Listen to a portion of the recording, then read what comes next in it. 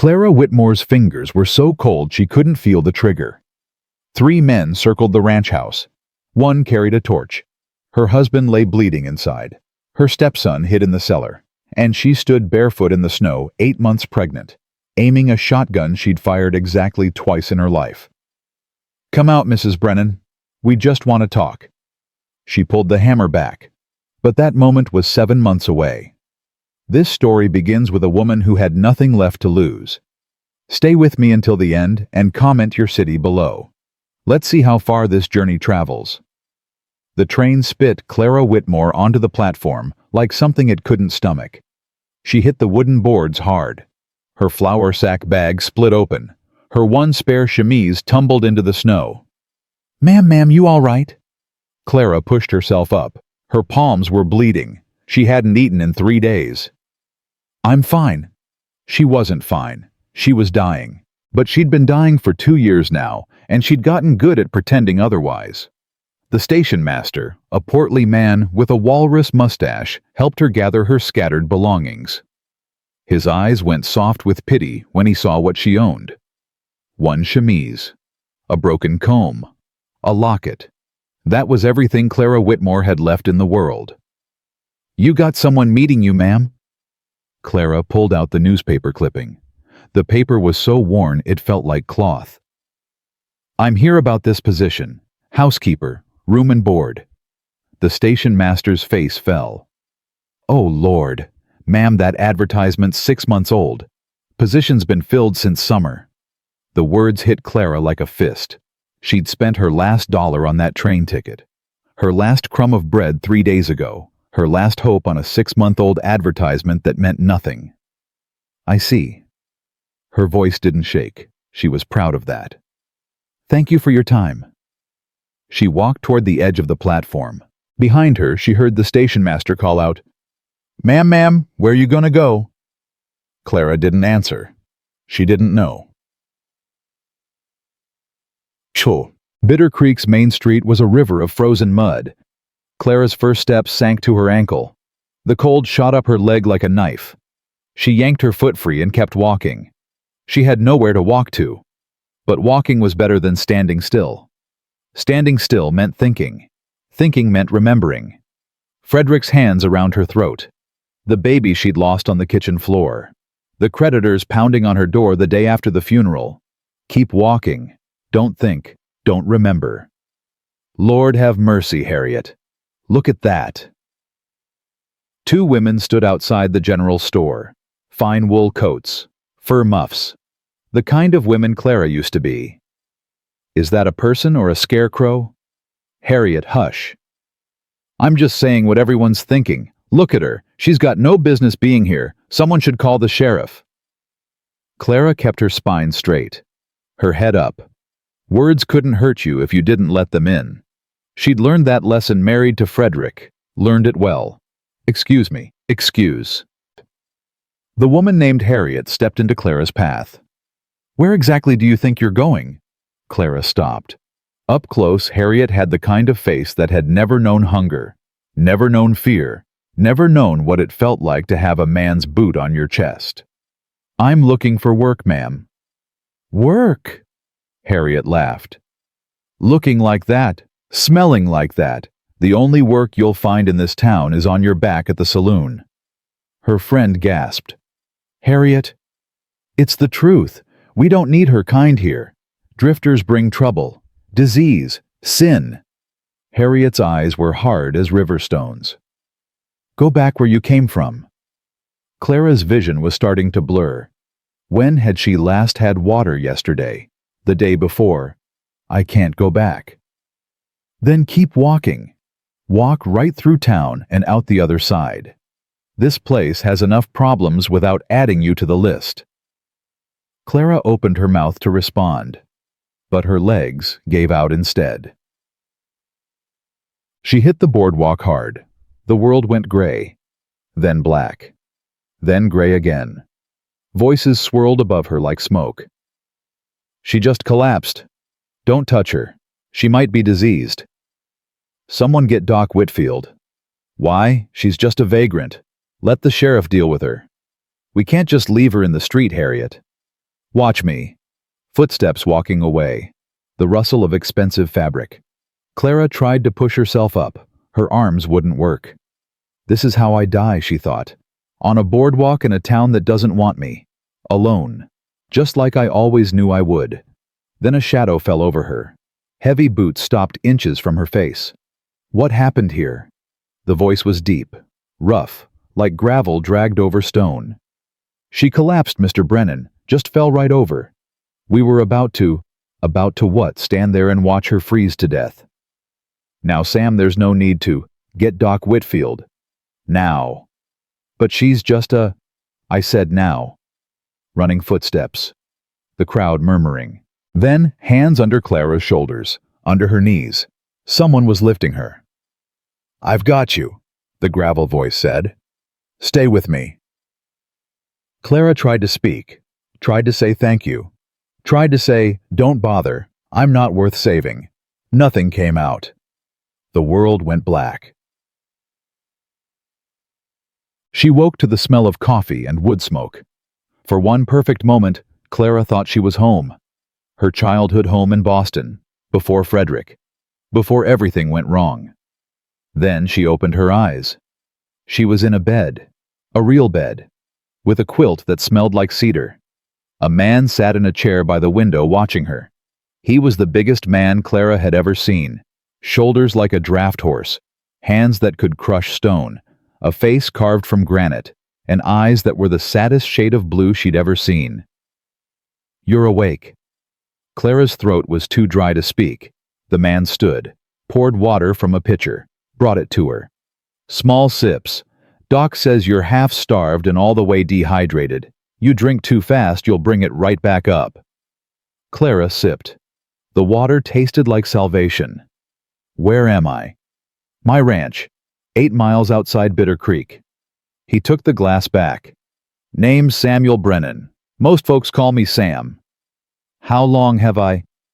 2 days. Doc wasn't sure you'd wake up. 2 days. Clara had lost 2 days. Why did you bring me here? Sam's jaw tightened. Because nobody else was going to do a damn thing. They were ready to let you die in the street. Maybe they were right. The words came out before Clara could stop them. Sam's eyes hardened. That's a stupid thing to say. It's the truth. You don't know me. You don't know what I've done, what I'm running from. I could be anyone. I could be dangerous. Are you? Clara met his gaze. I don't know anymore. Sam was quiet for a long moment. Then he sat back down. My wife died 3 years ago, he said. Pneumonia. Took her in less than a week. One day she was hanging laundry, next day she was in the ground. Clara didn't know what to say. After that I hired a woman from town to help with the house. Help with my nephew. She lasted 2 months. Said the place was too lonely. Said my nephew scared her. Your nephew? Henry. He's 9. My brother and his wife were killed last year. Outlaws hit their ranch, looking for money that wasn't there. Sam's voice went flat. Henry was hiding in the root cellar. He heard everything, saw everything when he came out. Clara's stomach turned. He doesn't talk anymore. Doc says it's the shock. Says he might come out of it someday. Sam paused. Might not. I'm sorry. Don't be sorry. Be useful. Sam leaned forward. I need help. The house is falling apart. I can't cook worth a damn. And Henry needs... He stopped, started again. Henry needs something I can't give him. Something I don't know how to give. What are you asking me? I'm asking you to stay. Work as my housekeeper. Room board $10 a month. Everything legal, everything proper. We'll draw up a contract with the lawyer in town. Clara's heart was pounding. Why me? You don't know anything about me. I know you've got nowhere else to go. I know you're too stubborn to die in the street. And I know... Sam's eyes dropped to her hands. I know those are a lady's hands, which means somewhere along the way you had a life. A real one. Before something went wrong. Clara's throat closed. "What happened?" Sam asked quietly. "What are you running from?" The question hung in the air. Clara could lie. She was good at lying. 2 years married to Frederick had made her an expert, but she was so tired of lying. "My husband." "He dead?" "Yes." "You kill him?" "No." Clara's voice cracked. "But I wanted to. Every day for 2 years I wanted to. Does that make me a murderer?" "Makes you human." Sam's face didn't change. "He hit you." Clara flinched. She couldn't help it. "How did you—" "I've seen that look before, in horses that been broke wrong." His jaw tightened. "In women who learn to flinch before they learn to fight back." Tears burned Clara's eyes. She blinked them back. "He didn't just hit me. He—" She couldn't say it, couldn't form the words. "I was pregnant once. I'm not anymore." The silence stretched. When Sam spoke again, his voice was rough. "What was his name?" "Frederick. Frederick Whitmore. And he's dead for certain. Fell down the stairs drunk. Broke his neck." Clara laughed. It sounded like breaking glass. "The neighbors called it a tragedy. I called it the first good luck I'd had in years." Sam nodded slowly. "So you're a widow. A real one. With papers to prove it." "I have a death certificate. It's in my bag, along with everything else I own, which isn't much." "That's enough." Sam stood. "I'll have the lawyer draw up a contract tomorrow. You'll have your own room, your own wages, your own life. Nobody touches you without your permission. Nobody questions you about your past. And if anyone in town gives you trouble—" "They'll give me trouble," Clara said. "That woman, Harriet. She made it clear I wasn't welcome." "Harriet Price is a snake in silk petticoats. Her husband runs the bank. She thinks that makes her Queen of Bitter Creek." Sam's lip curled. "It doesn't. People will talk. A woman alone with a man, even with a child in the house. Let them talk. I stopped caring what people think the day they told me my wife was dying and offered to pray for her instead of help." There was old anger in his voice. Old pain. Clara understood both. "All right," she said. "I'll stay. But I want that contract. I want everything in writing. And I want you to understand I'm not looking for a husband. I'm not looking for anything except a roof and a chance to survive. That's all I'm offering. Then we have a deal." Sam held out his hand. Clara took it. His grip was firm but careful, like he was holding something fragile. "Welcome to the Morning Star Ranch, Mrs. Whitmore." "Clara, if I'm going to live here, you should call me Clara." "Clara, then." He released her hand. "Rest today. Tomorrow I'll introduce you to Henry." He was halfway to the door when Clara spoke. "Mr. Brennan, Sam." He turned. "Thank you. For carrying me out of that street. For bringing me here. For—" Her voice broke. "For seeing me. When no one else would." Something flickered in Sam's blue eyes. "Don't thank me yet," he said. "You haven't met Henry." Then he was gone. Clara met Henry at breakfast the next morning. She came downstairs wearing the dress Sam had left for her. It had belonged to his wife. Clara tried not to think about that. The kitchen was warm. A fire crackled in the cook stove, coffee steamed in a pot, and at the table sat a boy. He was small for 9, thin, with dark hair that needed cutting and eyes that looked 1,000 years old. He didn't look up when Clara entered, didn't acknowledge her at all. Just sat there, staring at his untouched plate, like he was waiting for something terrible to happen. Clara knew that look. She'd worn it herself for 2 years. "Henry." Sam's voice was gentle. "This is Clara. She's going to be staying with us for a while." Henry didn't move. "She's going to help around the house. Help me take care of things." Sam paused. "Help take care of you." "Nothing. Clara pulled out the chair across from Henry and sat down. "Hello, Henry." His eyes flickered toward her, just for a second, then away. But in that second, Clara saw it. The terror, the grief, the desperate, crushing loneliness of a child who had seen too much and couldn't make sense of any of it. "I'm not going to make you talk," Clara said quietly. "I'm not going to make you do anything. But I want you to know something." She waited until his eyes flickered to her again. "I know what it's like, to be scared, to feel like the whole world ended and everyone expects you to just keep going like it didn't. To have so much hurt inside you that you can't find words for any of it." Henry's hands curled into fists on the table. "I'm not going to fix you," Clara continued. "I'm not going to try. But I'm going to be here, every day. And whenever you're ready to talk or not talk or just sit together and be quiet, I'll be here for that too." The silence stretched. Then, so slowly, Clara almost missed it. Henry's fists unclenched. He picked up his fork, and he took a bite. Sam made a sound behind her, a sharp intake of breath.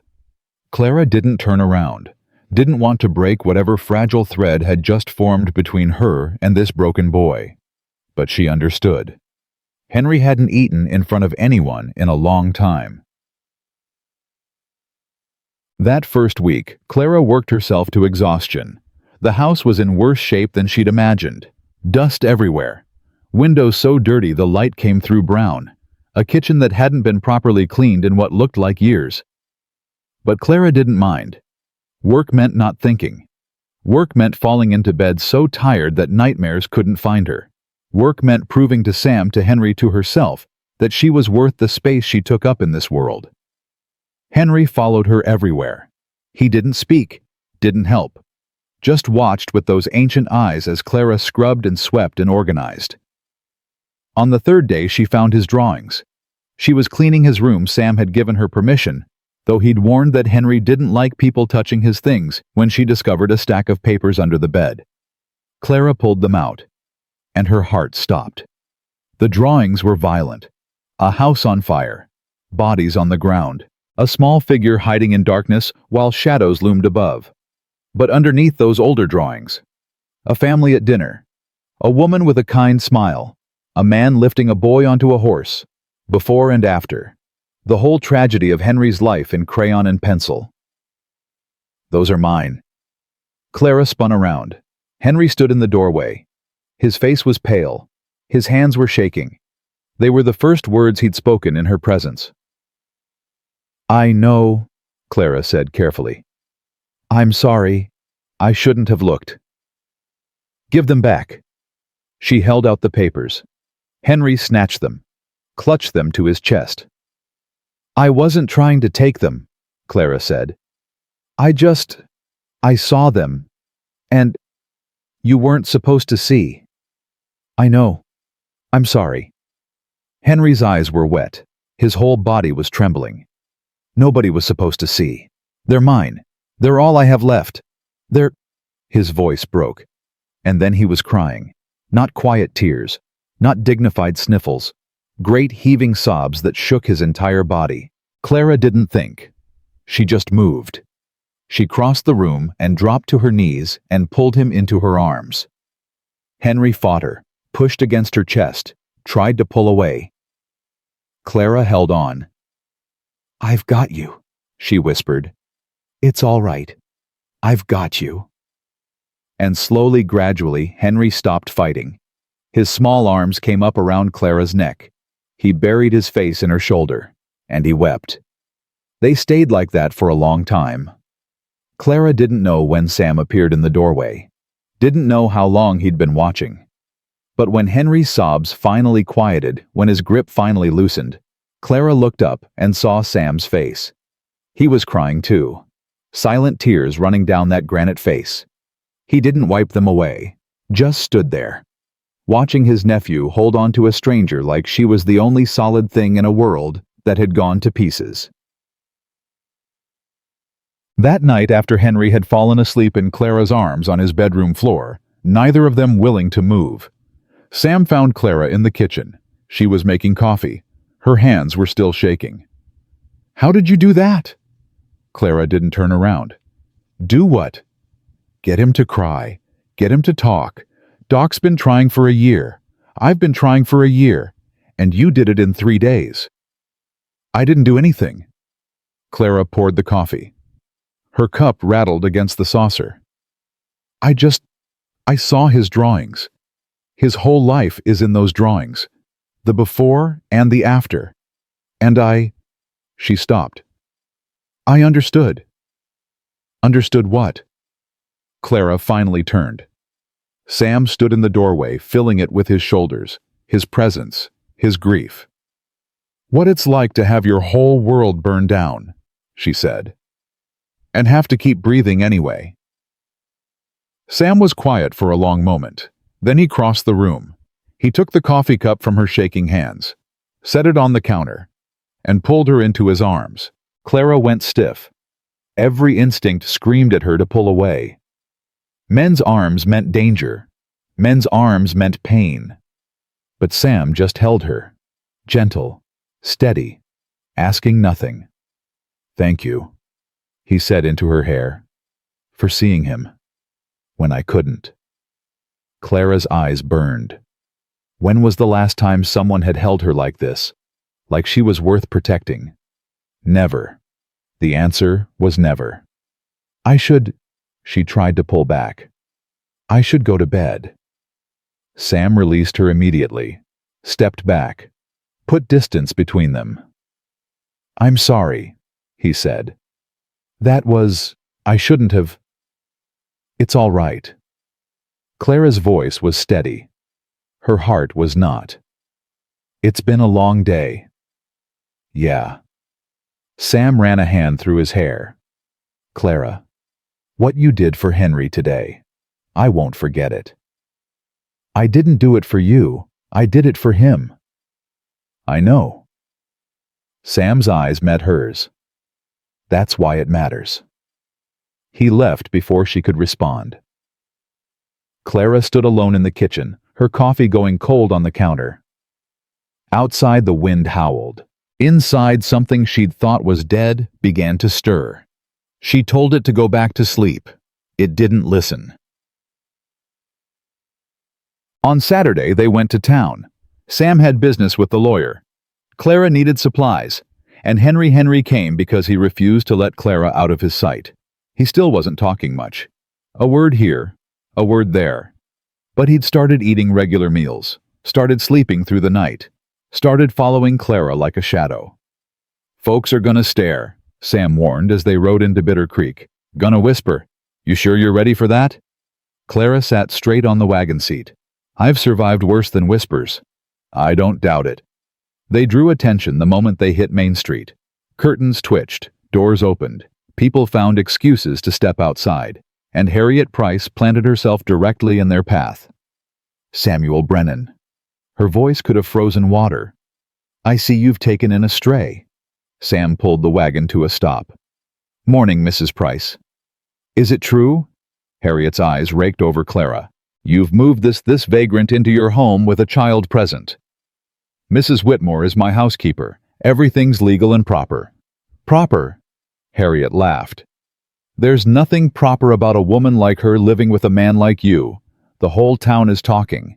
They're saying—" "I don't care what they're saying." "You should. Your reputation means nothing." Sam's voice went hard. "My reputation didn't save my wife.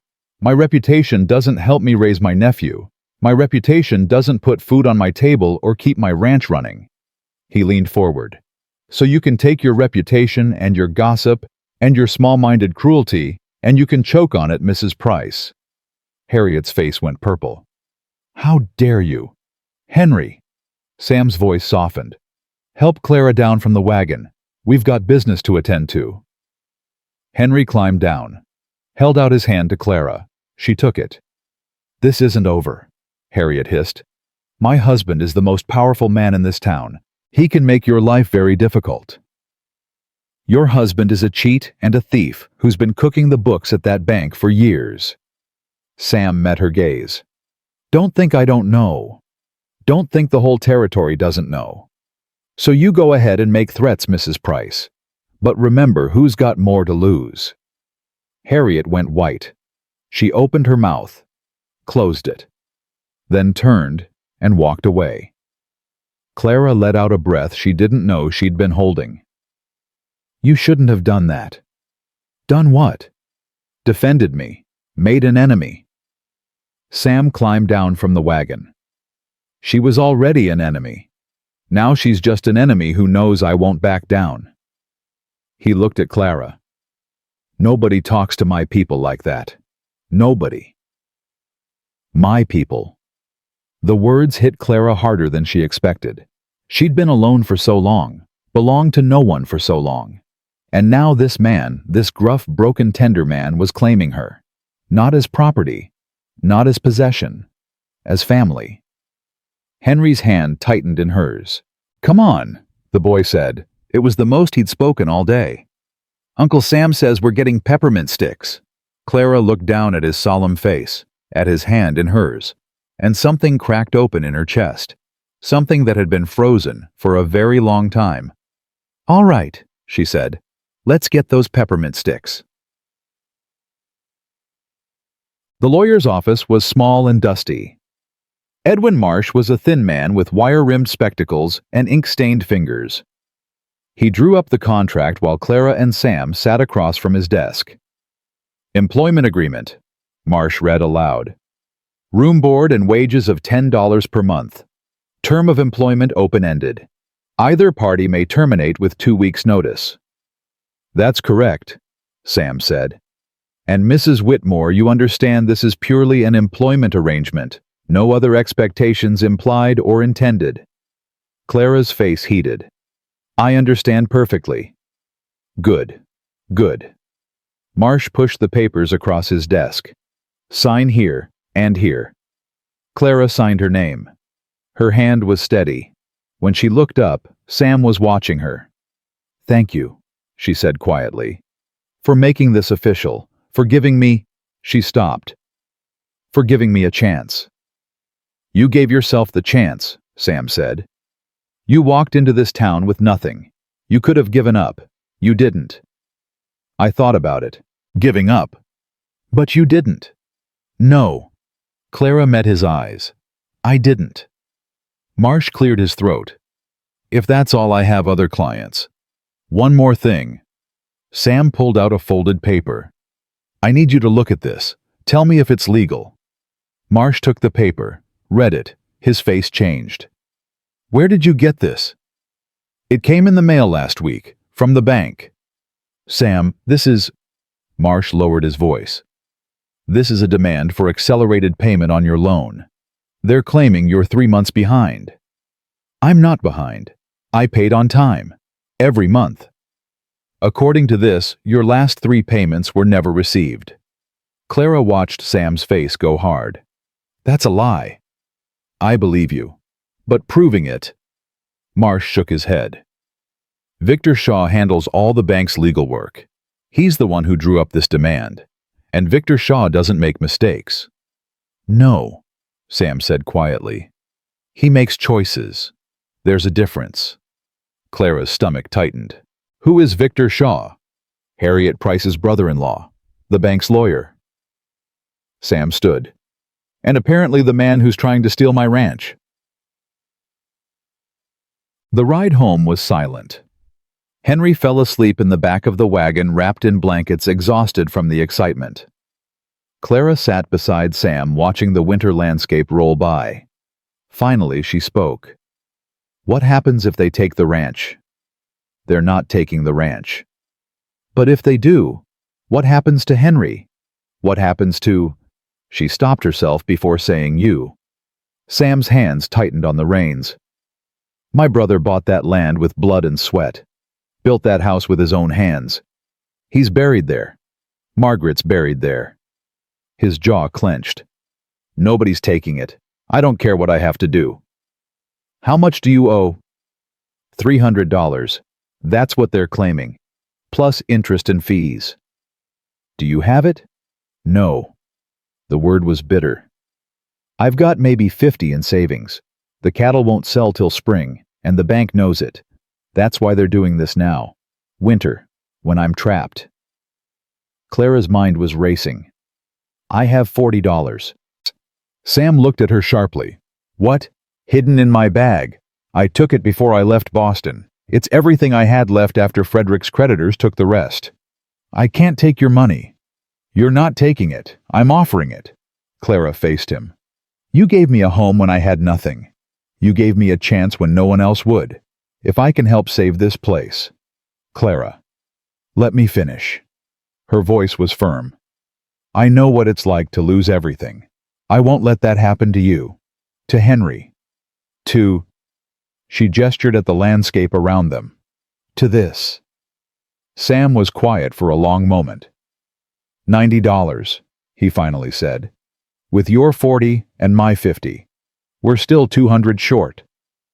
Then we'll find 200 more. How? Clara thought of the laundry she could take in, the mending, the skills she'd learned in Boston running a household that Frederick always undermined. I don't know yet, she admitted. But we'll figure it out. Sam looked at her. Really looked. You barely know me, he said. You've been here a week. Why do you care? Clara thought about the question. Thought about the man who'd carried her out of the street when everyone else had turned away. The boy who'd cried in her arms like she was the first person to hold him in a year.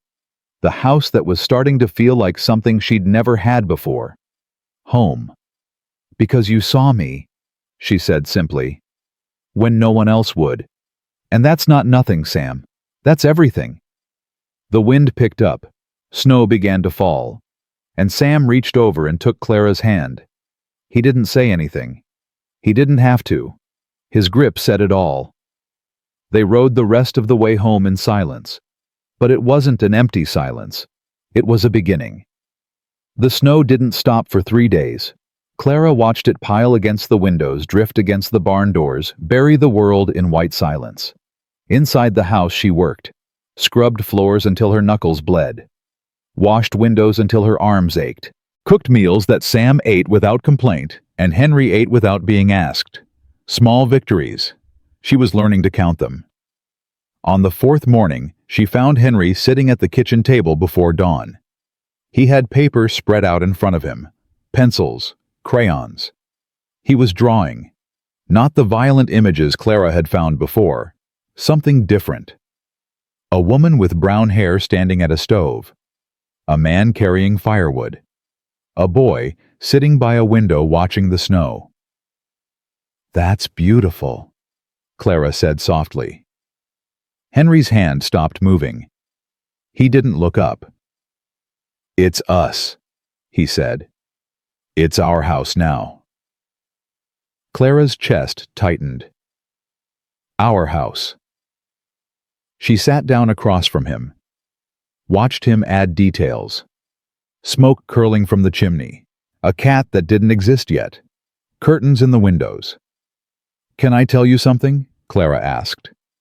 Henry shrugged, but he was listening, she could tell. When I was about your age, I used to draw too. My mother said I was wasting time. Said proper young ladies didn't scribble on paper like common children. She took my drawings and burned them. Henry's hand went still. All of them. All of them. I cried for a week, and I never drew again. Clara paused. I wish I had. I wish I'd been brave enough to keep going even when she tried to stop me. Henry was quiet for a long moment. Then he slid a piece of paper across the table. And a pencil. You could start again, he said. If you wanted. Clara stared at the blank paper. When was the last time anyone had given her permission to want something? I wouldn't know what to draw. Draw what you see. Henry returned to his own paper. That's what I do. I draw what I see so I don't forget it. Clara picked up the pencil. Her hand was shaking. She drew a line, then another. A rough shape that might have been a house. A crooked chimney. A door. It was terrible. But Henry looked at it and nodded seriously. That's good, he said. You can practice with me, every morning. Clara's eyes burned. I'd like that. They drew together until Sam came down for breakfast. He stopped in the doorway looking at them, bent over the table pencils scratching on paper. He didn't say anything, but Clara saw his face, and she understood that she'd just given him something more valuable than $40. She'd given him hope. The storm broke on the 5th day. Sam rode out to check the cattle. Clara stayed behind with Henry, teaching him to make bread, letting him punch down the dough with small, fierce fists. "My mama used to make bread," Henry said suddenly. Clara kept kneading, kept her voice steady. "Did she?" "Every Saturday. She said the smell made the house feel like home." Henry punched the dough again, harder this time. "I can't remember what she smelled like anymore. I try and try, but I can't remember." "What do you remember?" Henry's hands stilled. Her voice. "She used to sing to me at night, when I had bad dreams." "Why?" His lip trembled. "I still have bad dreams, but nobody sings anymore." Clara dusted flour off her hands, knelt down so she was eye level with the boy. "I'm not much of a singer," she said, "but if you want, I could try, tonight, when you go to bed." Henry's eyes went wide. "You'd do that if you want me to?" "I want you to." The words came out in a rush. "I want you to stay forever and sing to me and draw with me and never leave." Clara's heart cracked open. "Henry, promise me." His small hands grabbed hers, covered in flour, trembling with desperation. "Promise you won't leave like everyone else. Promise you won't die." "I can't promise I won't die. Nobody can promise that." "Then promise you'll stay as long as you can. Promise you'll try." Clara looked at this broken boy, this child who'd lost everything, and was begging her not to leave. "I promise," she said. "I'll stay as long as I can. I'll try as hard as I can. And if something happens, if I have to go—" "Don't say that. Listen to me." Clara's voice was firm. "If something happens, it won't be because I wanted to leave. It won't be because I stopped caring. It will be because life is hard, and sometimes things go wrong. But no matter what," she squeezed his hands, "no matter what, you will always matter to me. You will always be worth fighting for. Do you understand?" Henry's eyes filled with tears, but he nodded. "I understand." "Good." Clara stood up. "Now, let's finish this bread before your uncle gets home and thinks we've been playing instead of working." Henry almost smiled. It wasn't much, but it was everything. Sam came home at dusk with news that made Clara's blood run cold. Victor Shaw was at the Henderson Ranch today, asking questions. Clara looked up from the stew she was stirring. "What kind of questions?" "About me, about my finances, about—" Sam glanced at Henry, who was setting the table. "About my new housekeeper." "He knows about me. Whole town knows about you. Shaw's just the first one to start digging." Sam pulled off his gloves, slammed them on the counter. "He's looking for dirt. Anything he can use to justify taking this place." "What did the Hendersons tell him?" "Nothing. They're good people. But Shaw's smart. He'll find someone willing to talk." Sam's jaw tightened. Someone like Harriet Price. Clara thought of the woman's cold eyes, her vicious smile. "She hates me. She hates everyone. But you, she hates special." Sam sat down heavily. "You embarrassed her, in front of the whole town. She won't forget that. You're the one who told her to choke on her gossip. And I'd do it again." Sam met her eyes. "But that doesn't change the fact that she's dangerous. Her and Shaw both. They want this ranch, and they don't care who they hurt to get it." Henry had stopped setting the table. He was watching them with those two old eyes. "Are we going to lose our home?" Sam's face softened. "No, son, we're not losing anything." "But you said—" "I know what I said, and I shouldn't have said it in front of you." Sam reached out, pulled the boy close. "Listen to me. This ranch has been in our family for 12 years. I built this house with my own hands. I buried my wife here. My brother's buried here. and I will burn it to the ground before I let Victor Shaw or anyone else take it from us." "Sam." Clara's voice was sharp. "Don't say things like that in front of—" "He needs to know." Sam's eyes met hers over Henry's head. "He needs to know that some things are worth fighting for, that some fights you don't walk away from." Henry pulled back, looked at his uncle. "What can I do?" "You can help Clara. Do your chores. Keep this house running." Sam gripped the boy's shoulders. "You can be brave. Can you do that?" Henry straightened his spine. "I can do that." "Good man." After dinner, after Henry was in bed, Clara found Sam on the porch. He was staring out at the frozen darkness, his breath fogging in the cold. "You shouldn't have promised him we won't lose the ranch." Sam didn't turn. "Why not?" "Because you don't know if you can keep that promise. And if you can't, if we lose everything, he'll remember. He'll remember that you lied." "I didn't lie." "You don't have the money. We don't have the money. Shaw's circling like a vulture. How is that not—" "Because I meant what I said." Sam finally turned. His eyes were fierce in the moonlight. "I will burn this place down before I let them have it. I'll salt the earth. I'll poison the wells. If I can't keep this land, nobody can." Clara stared at him. "You don't mean that." "Don't I?" "Destroying everything won't save Henry. It won't save you. It'll just make you a criminal and him an orphan twice over." Sam flinched. "Then what do you suggest roll over?" "Let Shaw and Price take everything my family built. Watch my nephew lose another home." "No." Clara stepped closer. "I suggest we fight smart, not desperate, not crazy." She grabbed his arm. "We have time. We have until end of January. That's 6 weeks to find $200. Where I've got no savings, no family, no one willing to lend." "Then we earn it." Sam laughed bitterly. "How you gonna take in washing? I'll hire myself out like a common laborer." "Yes." Clara's voice was steady. "That's exactly what we're going to do." The look on Sam's face was something between outrage and disbelief. "I'm not—" "You're not too proud to save your nephew's home. That's what you're not." Clara didn't back down. "I can do laundry, mending. I can sew dresses if anyone needs them.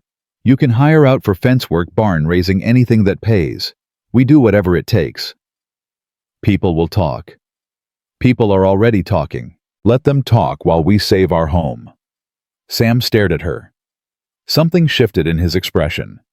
The anger fading into something else, something that looked almost like admiration.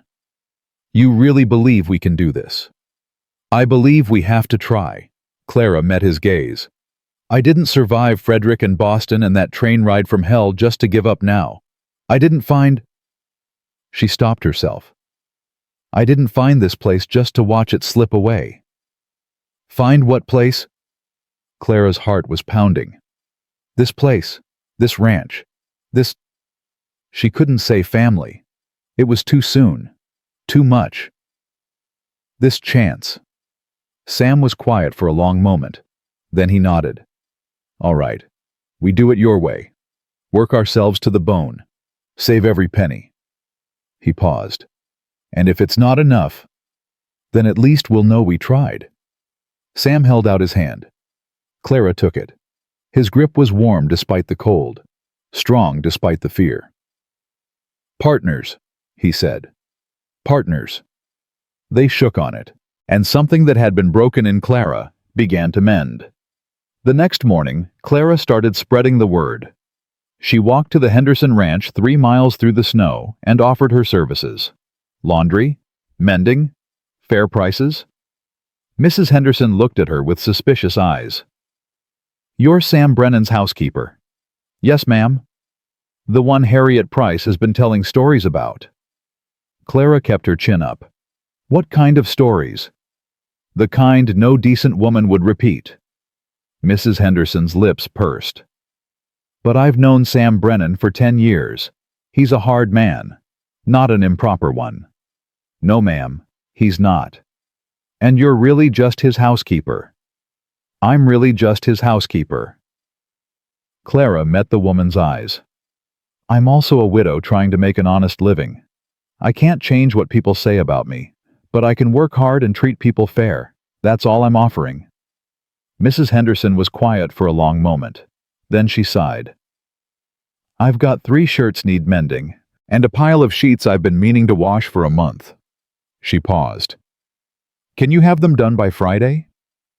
"I can have them done by Wednesday." "Then you've got yourself a job." Clara walked home with the bundle of laundry feeling lighter than she had in weeks. It wasn't much, but it was a start.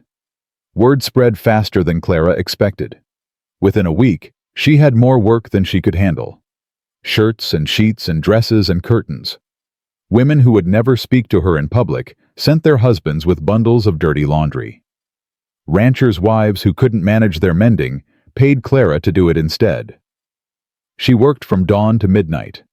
Her hands were raw from lye soap. Her back ached from bending over the wash tub. But every night she counted the coins. $47, $53, $61. Sam worked too.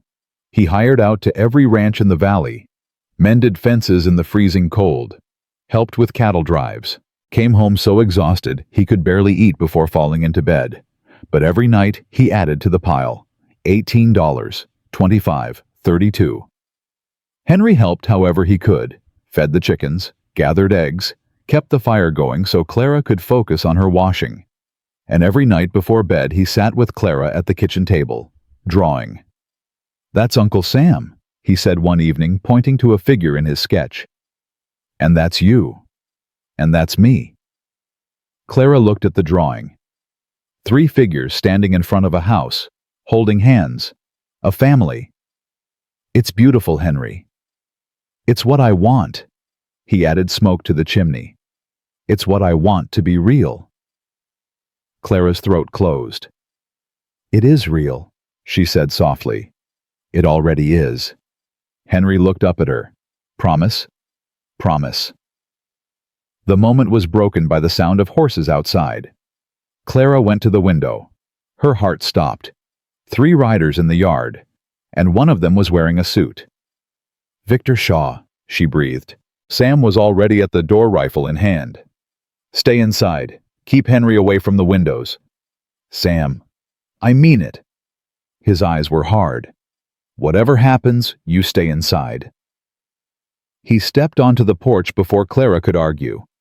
She grabbed Henry, pulled him into the corner of the kitchen, pressed her hand over his mouth when he tried to speak. Through the window, she could hear voices. "Evening, Brennan?" "Shaw, you're trespassing." "Just a friendly visit. Wanted to see how you're doing, how the ranch is doing." "Ranch is fine. Now get off my land." "I also wanted to meet your new housekeeper." Shaw's voice dripped with implication. "Harriet's been telling me all about her. Quite an interesting history."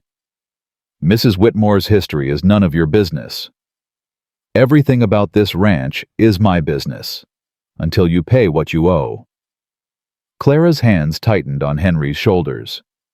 "I've got until end of January. That was the agreement." "Agreements can change. Circumstances can change." Shaw paused. "I've been looking into your situation, Brennan, and I've found some irregularities." "What kind of irregularities?" "The kind that could accelerate our timeline significantly. The kind that could have you off this property by Christmas."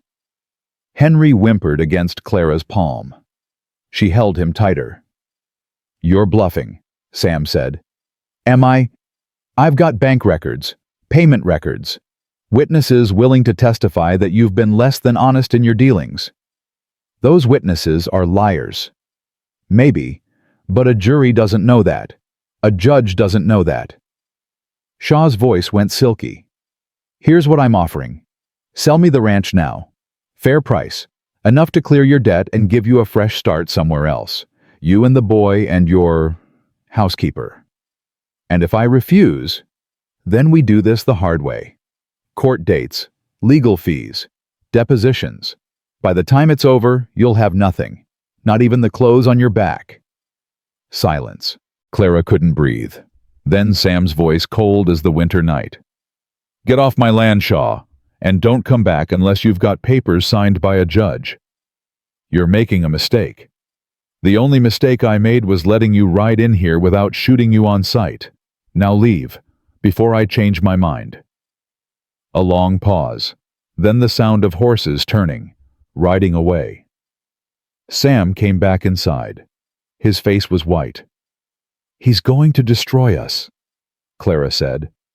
"He's going to try." "Sam, maybe we should consider—" "No." The word was final. "We don't negotiate with thieves. We don't surrender to bullies. We fight." He looked at her, at Henry still trembling in her arms. "We fight until there's nothing left to fight with." Clara thought about everything she'd survived, the beatings, the loss, the endless grinding hopelessness of life with Frederick. She'd run from that fight. She wouldn't run from this one. "Then we fight," she said. Sam nodded. And in that moment, something unspoken passed between them. Not just partnership. Something more. Something that scared Clara more than Victor Shaw ever could. That night, after Henry was asleep, Clara found Sam in the barn. He was brushing down his horse. Methodical strokes. Like he was trying to wear away his fear through repetition. "We need to talk about Shaw." Sam didn't stop brushing. "What about him?" He mentioned witnesses. People willing to lie for him. Clara stepped closer. "Do you know who?" "Could be anyone. Harriet's got half the town in her pocket. The other half is too scared to cross her." "What about the Hendersons, the Crowders, the other ranchers who've been hiring you?" Sam's hand stilled. "What are you thinking?" "I'm thinking that we're not the only ones Shaw has threatened. I'm thinking that if he's done this to us, he's done it to others." Clara's mind was racing. "I'm thinking that maybe we need allies. Allies cost money. Money we don't have. Not all alliances are bought." Clara touched his arm. "Some are earned. Through trust.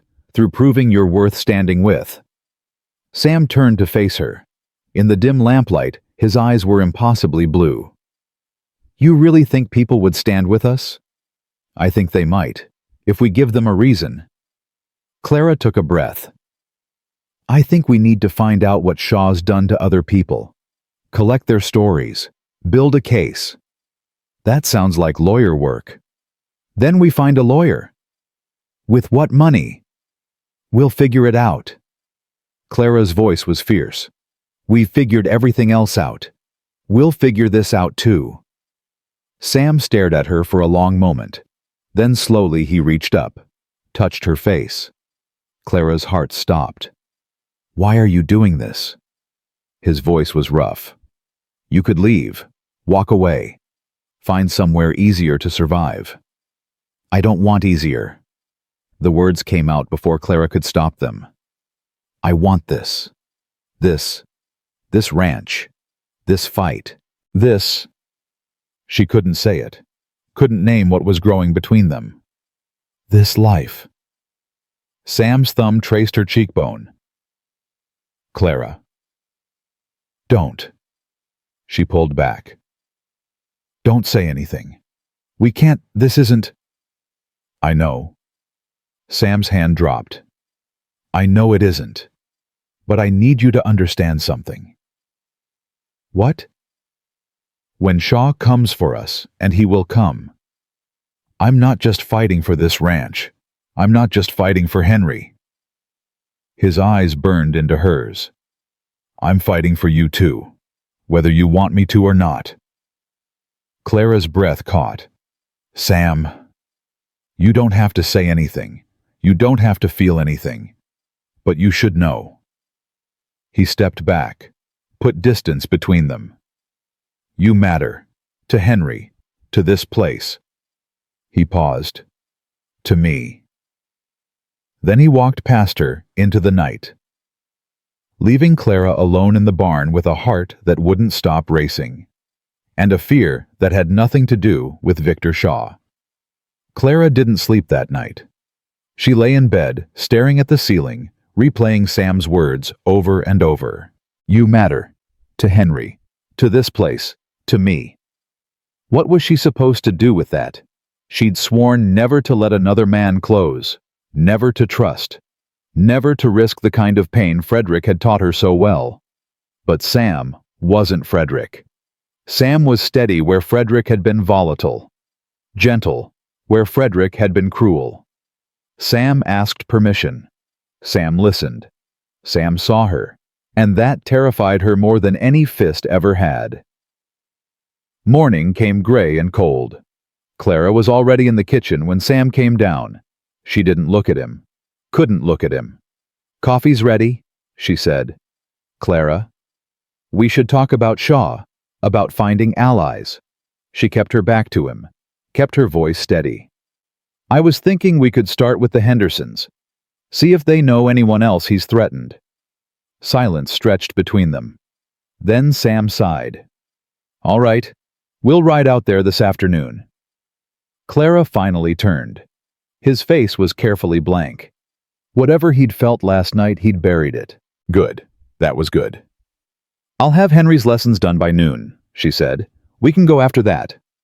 Fine. He poured his coffee and walked out. Clara's hands were shaking. She told herself it was the cold. The ride to the Henderson ranch was silent. Henry sat between them on the wagon seat, oblivious to the tension, chattering about a hawk he'd seen that morning. Clara let his voice wash over her. Let it fill the space where her thoughts wanted to go. Tom Henderson met them at the gate. He was a weathered man in his 50s with kind eyes and calloused hands. Sam, Mrs. Whitmore. He tipped his hat. Wasn't expecting visitors. We need to talk. Sam's voice was grim. About Victor Shaw. Henderson's face changed. The kindness drained away, replaced by something harder. You better come inside.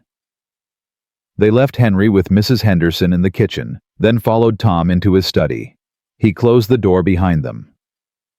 Shaw came to see you, Henderson said. It wasn't a question. 3 nights ago, made threats. Said he's got witnesses willing to lie. He's got more than that. Henderson crossed to his desk, pulled out a folder. He's got documents, forged ones. I found these in the county clerk's office last month. He handed the folder to Sam. Clara watched her husband's face go white. These are my payment receipts, but the dates are wrong. The amounts are wrong. They've been altered. Henderson's voice was heavy. Someone at the bank is changing records, making it look like ranchers are behind on their loans when they're not. Shaw, or someone working for him. Henderson sat down heavily. He did the same thing to the Crowders last year, and the Millers, and 6 other families between here and Denver. Clara's mind was racing. Why doesn't anyone stop him? Because he's smart. He never does it himself, always through intermediaries.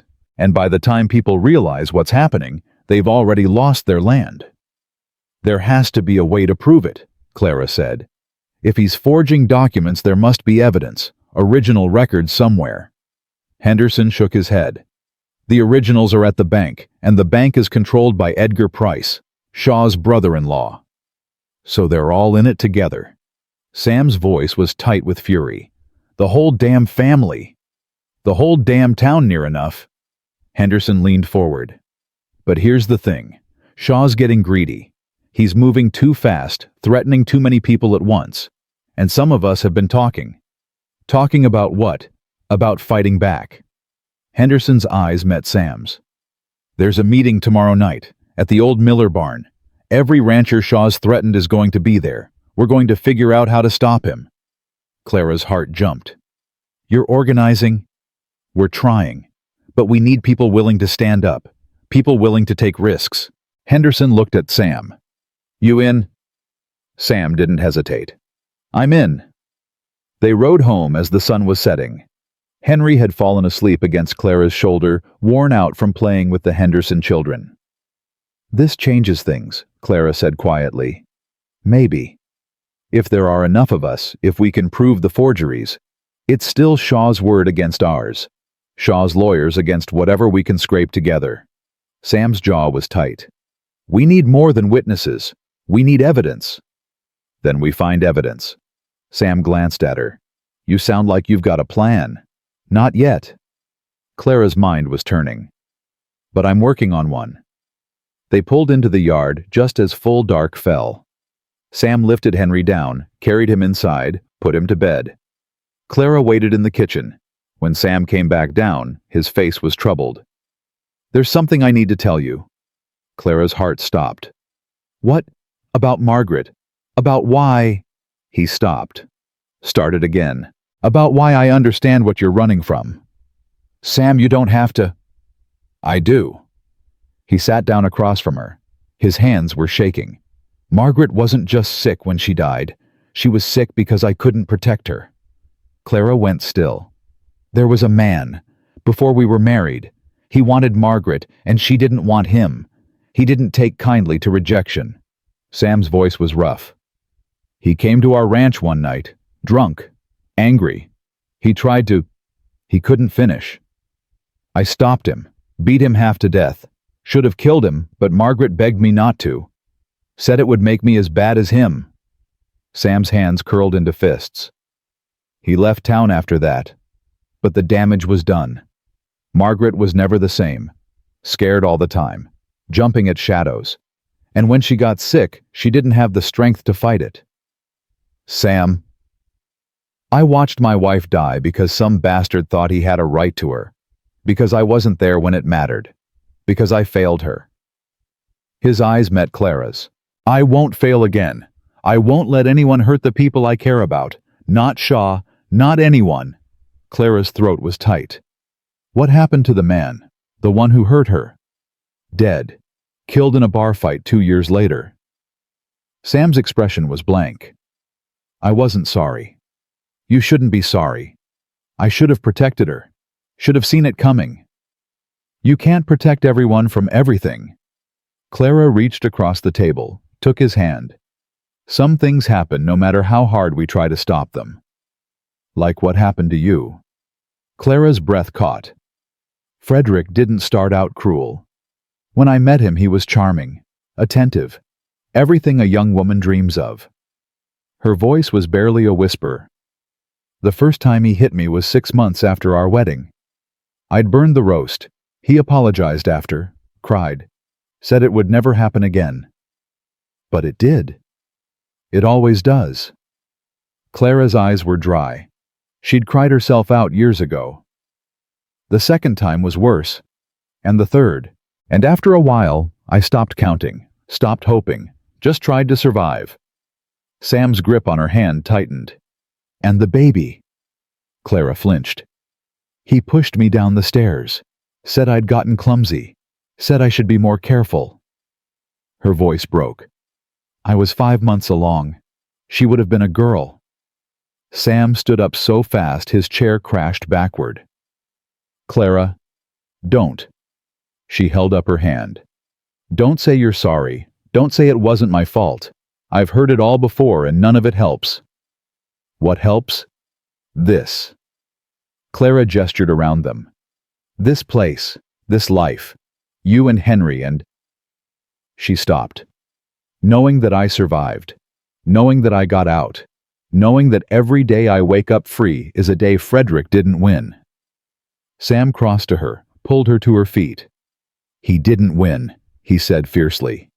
You hear me. He didn't win. You're here. You're alive. You're stronger than he ever was. I don't feel strong. Then feel this.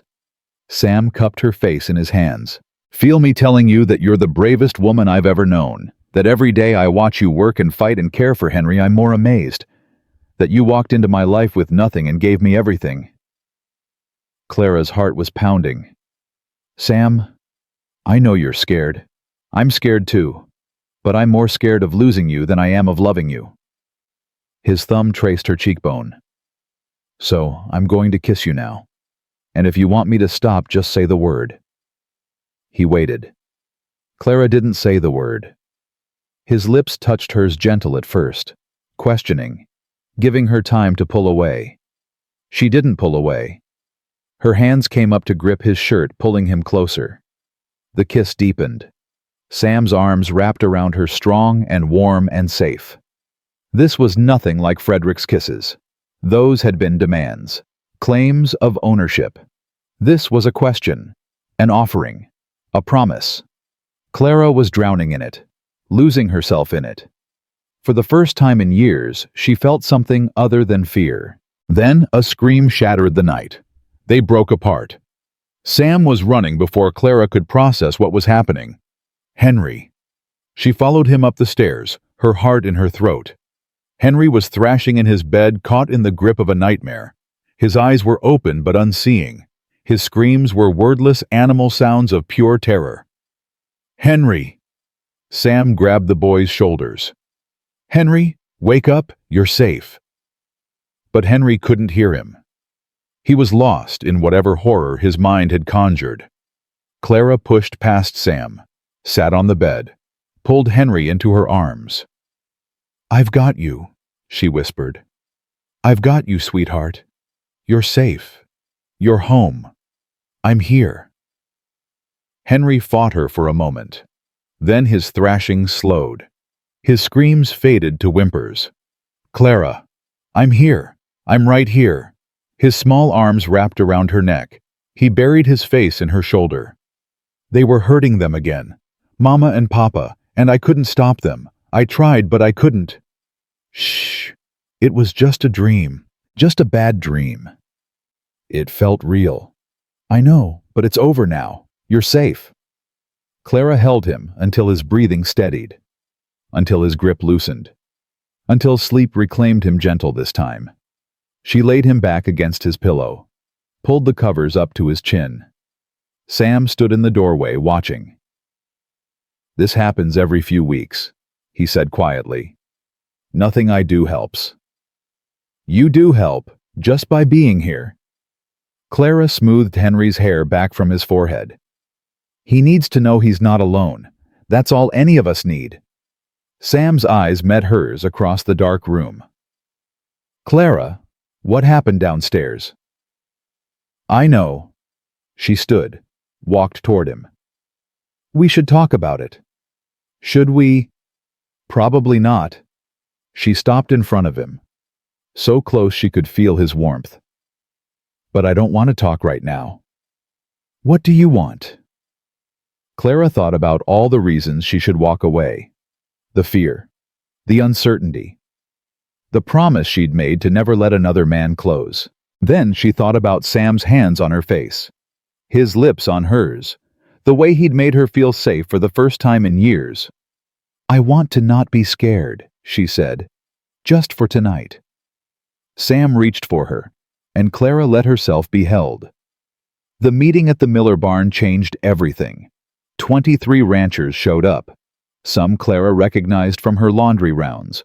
Others were strangers, faces drawn and worried in the lamplight. Tom Henderson stood at the front, papers spread on a barrel. You all know why we're here. Victor Shaw and his friends at the bank have been stealing from us, forging documents, driving families off land they've worked for generations. Murmurs of agreement rippled through the crowd. I've been keeping records, comparing notes with folks who've had dealings with Shaw, and I've found a pattern. Henderson held up a sheet of paper. Every rancher Shaw has targeted has one thing in common: water rights. Clara frowned. Water rights. An older rancher spoke up. The railroad's coming through. Whoever controls the water controls the route, controls the money. That's right. Henderson nodded. Shaw isn't just stealing our land. He's building an empire, and we're standing in the way. Sam stepped forward. So what do we do about it? We fight smart. Henderson looked around the room. Alone we're easy targets, but together we're too big to push around. Fighting costs money, someone called out. Lawyers, court fees. Most of us can barely make our loan payments. What if we didn't need lawyers? Every head turned toward Clara. She felt her face heat, but she didn't back down. Shaw's power comes from the documents, the forged ones. If we can prove they're forged, prove it in a way that can't be ignored, his whole scheme falls apart. And how do we prove it? Henderson asked.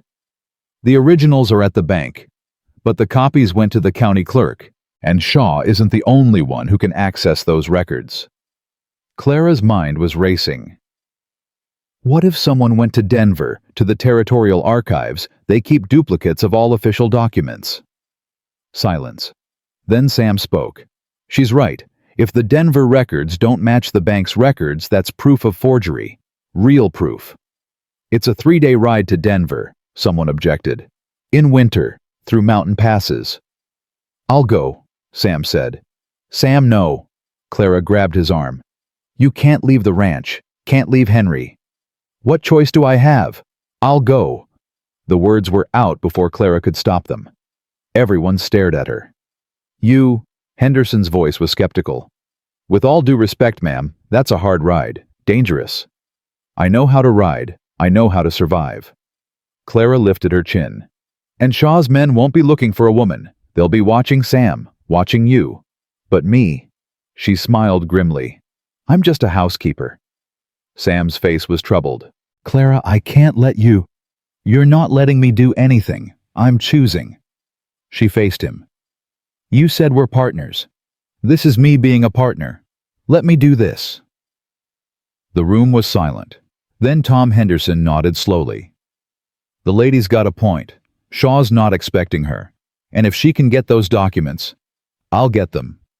Sam grabbed her elbow, pulled her aside. You're not going alone.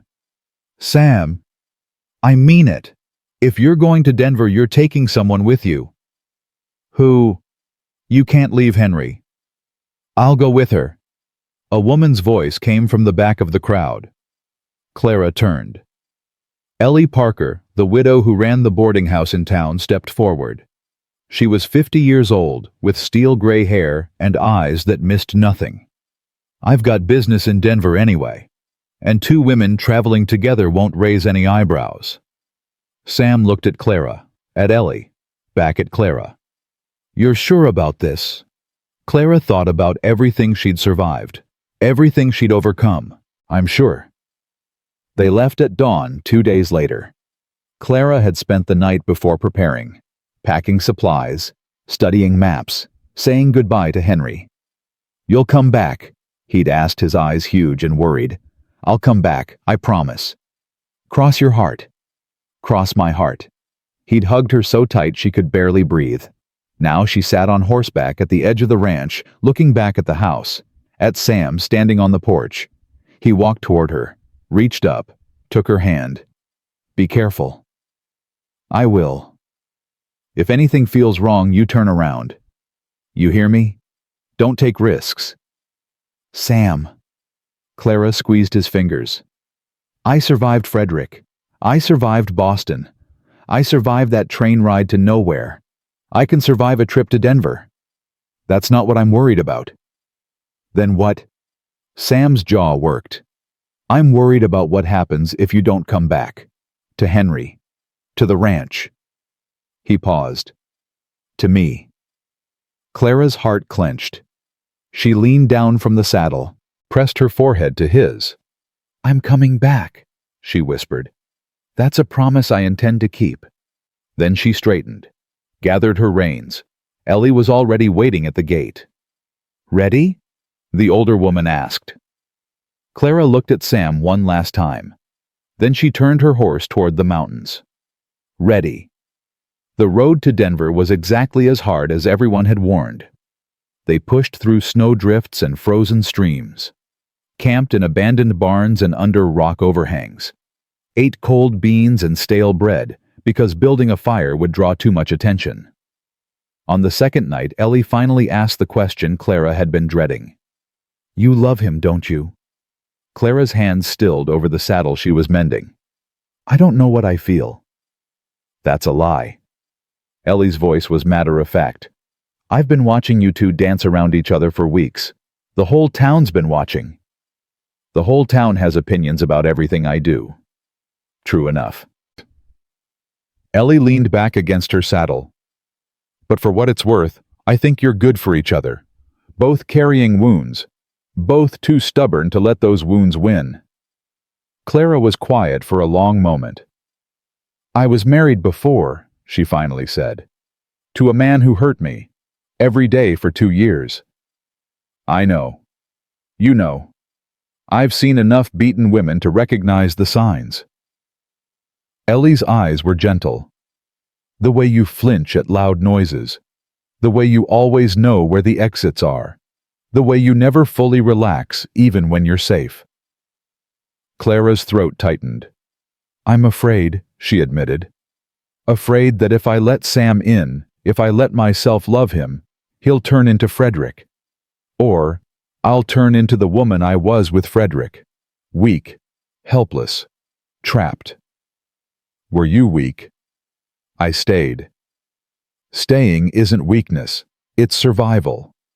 Ellie's voice was firm. "You did what you had to do to stay alive. And when you saw your chance, you ran. That takes courage." "It doesn't feel like courage." "It never does." Ellie reached over, squeezed Clara's hand. "But here's what I know. Sam Brennan is not your first husband. And you are not the woman you were. You've both been through hell. You've both come out the other side. And maybe, just maybe, you deserve some happiness." Clara's eyes burned. "What if I ruin it? What if you don't?" Ellie smiled. "What if this is exactly what you've been looking for? What if this is your chance to build something real?" Clara didn't answer, but she thought about it all the way to Denver. They reached the city on the afternoon of the 3rd day. Clara had never seen so many buildings in one place. So many people. So much noise and chaos and life. The territorial archives were in a squat stone building near the courthouse. Clara walked in with her heart pounding. "I need to see property records," she told the clerk. "For Bitter Creek, the past 2 years." The clerk looked at her with bored eyes. "Name: Brennan. Samuel Brennan. Also Henderson. And Miller. And—" She handed him the list Henderson had given her. Every rancher Shaw had threatened. The clerk sighed and disappeared into the stacks. He came back 20 minutes later with a stack of folders. "These are the copies on file. You can look but not remove." Clara opened the first folder. Her hands were shaking. She compared the documents to the copies she'd brought from Bitter Creek. Checked dates. Checked amounts. Checked signatures. And there it was. The proof they needed. The Denver records showed payments made on time. The Bitter Creek records showed payments missed. Same dates, different numbers. Same signatures, different amounts. Victor Shaw had been forging documents for years. Clara gathered everything she could, made careful notes, copied key discrepancies. She walked out of that building with enough evidence to destroy Victor Shaw forever. Now she just had to get it home. They were 2 hours outside Denver when Ellie noticed they were being followed. "Don't look back," the older woman said quietly. 3 riders, been trailing us since we left town." Clara's blood ran cold. "Shaw's men. Can't think who else." "What do we do?" Ellie's face was grim. "We ride." They kicked their horses into a gallop. The riders behind them did the same. Clara bent low over her horse's neck. Wind tore at her face. The documents were stuffed inside her coat, pressed against her chest. She couldn't lose them. Couldn't let Shaw's men catch her. Everything depended on getting home. "There's a gorge ahead," Ellie shouted. "Narrow passage. If we can get through first." A gunshot split the air.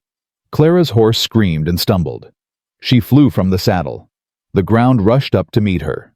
And everything went black. Clara woke to the taste of blood. Her head was pounding. Her shoulders screamed with pain. She couldn't remember where she was or what had happened. Then it all came rushing back. The riders. The gunshot. Her horse going down. She tried to move. Her body wouldn't cooperate. "Stay still." Ellie's voice, close. Urgent. They're still looking for us. We're in a ravine about 50 yards from where you fell. They haven't found us yet. Clara forced her eyes open. Ellie's face swam into focus, pale and worried. The documents, Clara gasped. Safe. Inside your coat. Ellie pressed a hand to Clara's forehead. You're bleeding. Hit your head on a rock when you fell. How long? About an hour. Sun's going down. They'll have to give up soon. Can't track us in the dark. Clara tried to sit up. The world spun violently. Easy. Ellie caught her. You might have cracked something. We need to get you to a doctor. No doctors, no time. Clara gritted her teeth. We have to get home. Sam needs these documents. You can barely stand. Then help me stand. It took 3 tries, but Clara got to her feet. She leaned heavily on Ellie, fighting the nausea that threatened to overwhelm her. My horse. Dead. We'll have to ride double on mine. Then let's go. They waited until full dark. Then they crept out of the ravine, found Ellie's horse, where she'd hidden it, and began the long ride home. Clara drifted in and out of consciousness. Sometimes she was on the horse, Ellie's arms around her waist. Sometimes she was back in Boston. Frederick's hands around her throat. Sometimes she was nowhere at all. But always she came back. Always she held on. Because she'd made a promise.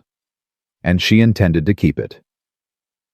They reached the ranch 3 days later. Clara was barely conscious by then. Fever had set in. Her head wound had turned angry red. She could feel herself slipping away with every mile. But when she saw the house, she smiled. Home. Sam was running toward them before they'd even stopped. Clara, my God, what happened? Shaw's men. Ellie's voice was strained. They caught up to us outside Denver, shot her horse. She fell. Sam lifted Clara from the saddle. His face was white with terror. Clara, look at me. She tried to focus. His face kept splitting into 2, then 4, then back to 1. Got 'em, she whispered. The documents. Inside my coat. Proof. I don't care about the documents. You should. Clara's hand found his face. We won, Sam. We won. Then darkness took her. She woke in her own bed. Sunlight streamed through the window. Her head still ached, but the fever haze was gone. Sam sat in a chair beside her, his head bowed, his hands clasped. He looked like he hadn't slept in days. Hey. His head snapped up. Clara. He was at her side in an instant, gripping her hands, tears streaming down his face. Don't ever do that again. You hear me? Don't ever scare me like that again. Did you look at the documents? Clara. Did you look at them? Sam pulled back, wiped his face, tried to compose himself. Henderson took them to the judge in Denver, the territorial judge. Shaw's forgeries are exposed. He's going to be arrested. Clara's heart leapt.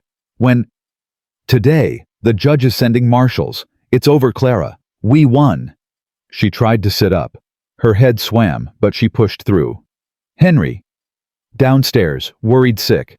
I've had to stop him from coming up here every 10 minutes. Let him come. Sam hesitated.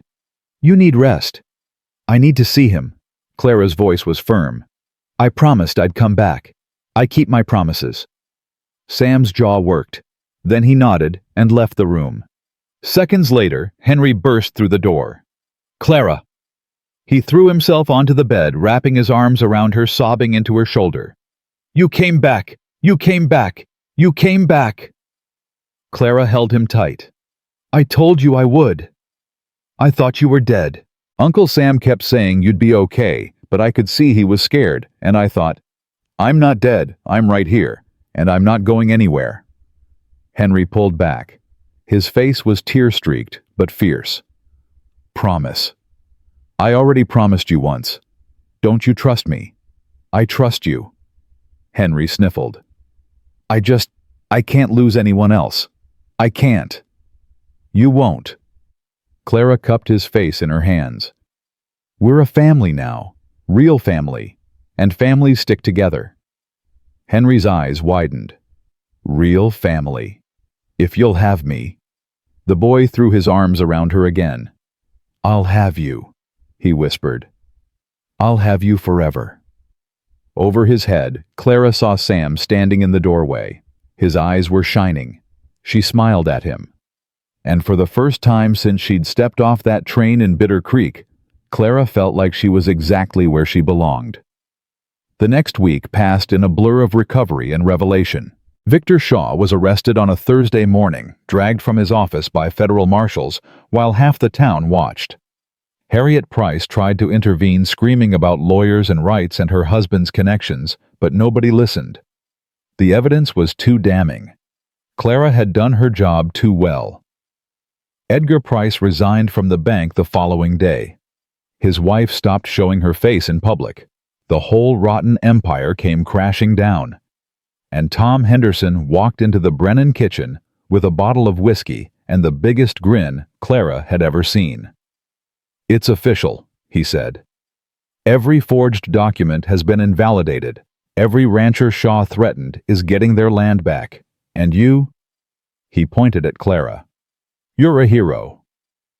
I'm not a hero. I just collected some papers. You rode 3 days through a blizzard, got shot at, nearly died, and still got those papers home.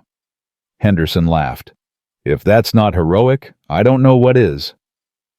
Sam poured 3 glasses of whiskey. To Clara, he said, raising his glass, the bravest woman in Colorado Territory. To Clara, Henderson echoed. Clara's face was burning. Stop it, both of you. Not a chance. Sam clinked his glass against hers. You saved this ranch. You saved 20 families. You deserve every bit of praise you get. What I deserve, Clara said quietly, is a hot bath and about 12 hours of sleep. Henderson laughed again. That can be arranged, but first, he reached into his coat and pulled out an envelope. This is for you, from all the ranchers, a token of appreciation. Clara opened the envelope and stared. This is $500. Henderson's voice was warm. Everyone contributed what they could. It's not nearly enough to repay what you did, but I can't accept this. You can and you will. Sam's hand covered hers. Consider it a wedding gift. Clara's heart stopped. What? The room went very quiet. Sam set down his glass, got out of his chair, dropped to one knee. Clara Whitmore, I know this is sudden. I know we haven't known each other very long. But I've learned something these past few months. Clara couldn't breathe. I've learned that life is short, that tomorrow isn't promised, that when you find something good, someone good, you hold on, and you don't let go. Sam reached into his pocket, pulled out a simple gold ring. I'm not good with words, never have been. But I love you. I love you more than I've ever loved anyone. And I want to spend whatever time I have left proving it. Clara's vision blurred with tears. Sam, will you marry me? Henderson cleared his throat. I'll be outside. He disappeared through the door. Clara barely noticed. She was staring at Sam's face, at the hope and fear and love written there. I'm broken, she whispered. I'm damaged. I have nightmares and scars and... So do I. Sam's voice was steady. We're both broken. But maybe that's okay. Maybe broken things fit together better than perfect ones. What about Henry? Henry adores you. He asked me last week if you were going to be his mother. I told him I was working on it. Clara laughed through her tears. You're really asking me to marry you? I'm really asking. Sam's hand trembled slightly. Please, Clara, say yes. She looked at this man, this gruff, gentle, wounded man who had carried her out of a frozen street and given her a home, who had trusted her with his nephew, who had let her see his pain and hadn't flinched when she'd shown him hers. Yes. The word was barely a whisper. Yes. Yes, you stubborn man. Yes, I'll marry you. Sam's face broke into the biggest smile she'd ever seen. He slid the ring onto her finger. Then he stood and pulled her into his arms and kissed her like the world was ending. Clara kissed him back. And for the first time in her life, she understood what it meant to be home. They were married 3 days later. It was a small ceremony, just Clara and Sam and Henry, the Hendersons, Ellie Parker, a handful of neighbors who'd become friends. Reverend Thompson performed the service, his voice carrying across the yard. "Do you, Samuel Brennan, take this woman to be your lawfully wedded wife, to have and to hold from this day forward, for better or for worse, for richer or for poorer, in sickness and in health, until death do you part?" "I do." "And do you?" "Clara Whitmore, take this man to be your lawfully wedded husband, to have and to hold from this day forward, for better or for worse, for richer or for poorer, in sickness and in health, until death do you part." Clara looked at Sam, at Henry standing beside him, at the home they'd built from nothing. "I do. Then by the power vested in me, I pronounce you husband and wife." The Reverend smiled. "You may kiss your bride." Sam kissed her. Henry cheered, and Clara Brennan stepped into her new life. That night, after the guests had gone and Henry was asleep, Sam and Clara sat on the porch watching the stars. "Mrs. Brennan." Sam tested the words. "I like the sound of that." "So do I." Clara leaned against his shoulder. "Though I never thought I'd say that about any man's name." "Different man, different life." "Very different." Clara's hand found his. "Sam, I need to tell you something." "What?" She took a deep breath. "I'm pregnant." The silence stretched. Sam's whole body went rigid. "You're—" "About 2 months. I've suspected for a few weeks, but I wanted to be sure before I told you." Clara's heart was pounding. Is this a baby?" Sam's voice cracked. "We're having a baby." "Are you happy?" He turned to face her. His eyes were bright with tears. "Happy doesn't begin to cover it." He pulled her into his arms, held her so tight she could barely breathe. "After Margaret died, I thought that was it. Thought I'd never have children, never have a family of my own." His voice was rough. "And now you have Henry, and me, and a baby."